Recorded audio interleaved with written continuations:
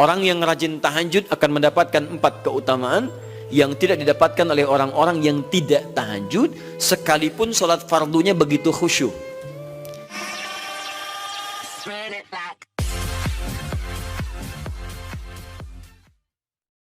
Di antum sholat fardu khusyuk, bagus, tapi nggak tahajud, nggak dapat 4 keutamaan itu.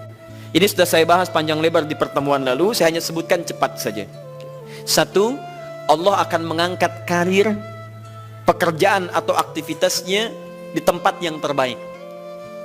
Ya deh, jadi kalau antum misalnya pengusaha atau orang karir di kantor dan sebagainya, itu akan cenderung kemudian ditolong oleh Allah, diangkat ke tempat yang terbaik. Terbaik itu tidak harus puncak yang paling tinggi, direktur, tidak misalnya, tapi tempat yang bisa membuat nyaman hidup Anda, sholat bisa nyaman, bergaul juga nyaman, dan tenang kehidupannya. Mungkin level Anda nggak sampai puncak ya direktur utama, mungkin direktur 1, 2 gitu ya. Tapi Anda dijauhkan dari hal-hal yang maksiat, dijauhkan. Sholatnya enak, punya ruangan nyaman dan sebagainya. 2, Allah akan bimbing setiap ahli tahajud. Allah akan bimbing sehingga menjalani awal pekerjaannya dengan begitu mudah. Wa rabbi adkhilni mudkhala sidqi. Ya Allah, tolong bimbing saya supaya mengawali pekerjaan dengan cara yang benar. 3, awas hati-hati, Anda memang posisi tinggi, sekarang dapat proyek, apakah setiap yang dapat proyek menjalani pekerjaannya dengan benar? Belum tentu. Jangan tinggi-tinggi lah. Maaf ya, apakah orang tua yang sekarang menyekolahkan anaknya ke tempat belajar menjalani awalnya dengan benar? Hati-hati ya Bu ya, Pak. Bapak Ibu menyekolahkan anak dengan awal yang salah, maka memberikan jalan keburukan ketika dia belajar. Saya katakan jangan pernah Anda masukkan anak Anda ke sekolah dengan menyogok. Bayar sekian supaya masuk, menyalahi aturan. Kalau awalnya saya sudah salah, bagaimana anak Anda bisa belajar dengan benar? Mustahil mendapatkan sesuatu yang tidak baik. Yang baik itu mustahil didapatkan. 3, wa akhrijni mukhrajas sidqin. Allah berikan jalan keluar terbaik dari persoalan yang dirasakan. Di ahli tahajud itu setiap punya masalah, bukan nggak dapat masalah ya, bukan tidak bermasalah hidupnya. Dia mendapat ujian juga. Cuman sebelum diuji, diringankan masalahnya. Sehingga seakan-akan nggak punya masalah. Padahal sama dengan yang lain, cuma saat akan dia lalui, Allah ringankan persoalannya sehingga mudah dilalui. Dan yang keempat ini yang hebat. Ya, waj'alni min ladunka sultanan nasira. Allah akan tolong langsung orang ini ketika ada lingkungan sekitar yang akan menyakiti atau menjahilinya. Kalau diisengi orang, diganggu orang dan sebagainya, ini orang-orang seperti ini langsung mendapatkan perlindungan dari Allah Subhanahu wa taala.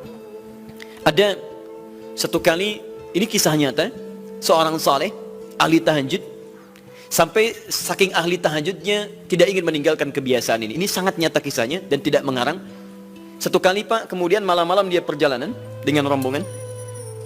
Begitu perjalanan, orang-orang tidur, sampai dia mengendap-endap, kebiasaannya tidak ingin diketahui oleh orang lain.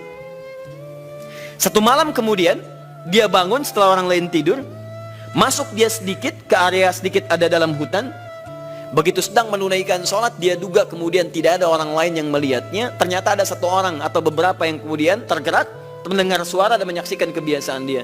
Anda tahu apa yang terjadi? Dan inilah yang disampaikan oleh orang-orang yang melihat itu. Begitu sedang sholat, teman-teman sekalian, tiba-tiba baru bertakbir malamnya, lompatlah dikisahkan seekor harimau di depannya, dalam keadaan yang sudah lapar. Saya mau tanya pada Bapak Ibu, begitu sholat misalnya Allahu Akbar, tiba-tiba samping ada harimau. Wow. Apa yang dilakukan? Kabur. Udah gak panjang pikirnya, kabur ya kan? Tayyib. Sekarang lihat apa yang beliau sampaikan. Begitu datang harimau itu, perhatikan ahli tahajud ini, dia ingat dengan janji Allah. Dia ingat dengan janji Allah. Perhatikan baik-baik ya. Kalau Anda sudah punya kebiasaan Qur'ani dalam jiwa Anda, maka ayat itu akan hadir membimbing Anda dalam setiap kesulitan Anda. Apapun itu. Nabi Yusuf dekat dengan Allah, ketika digoda muncul ayatnya. Laula ra'a burhana rabbi, kalau bukan melihat petunjuk dari Rabbnya, niscaya ada sesuatu yang buruk terjadi kepadanya. Tapi Allah jaga beliau. Lihat baik-baik teman-teman, begitu melompat harimau itu, kemudian dia katakan dalam jiwanya, lihat kalimatnya, ya khalqallah, hei makhluk Allah. Dia tidak katakan ya namar, hei harimau, tidak. Kalau disebutkan harimaunya menunjuk pada zatnya, tapi dia lekatkan makhluk ini kepada penciptanya, hei makhluk Allah. Ya khalqallah, hei makhluk Allah. Jika saya memang rizki yang telah Allah tetapkan untukmu pada saat ini, maka saya ridha untuk engkau makan, silakan, tidak ada masalah. Kalau Allah tetapkan saya sebagai rizki untukmu pada saat ini, silahkan. Tapi kalau saya bukan menjadi rizki yang telah Allah tetapkan untukmu pada saat ini, maka jangan coba-coba ganggu ibadahku hari ini. Lihat kalimatnya, bukan jangan makan aku. Ingat, bukan jangan makan aku.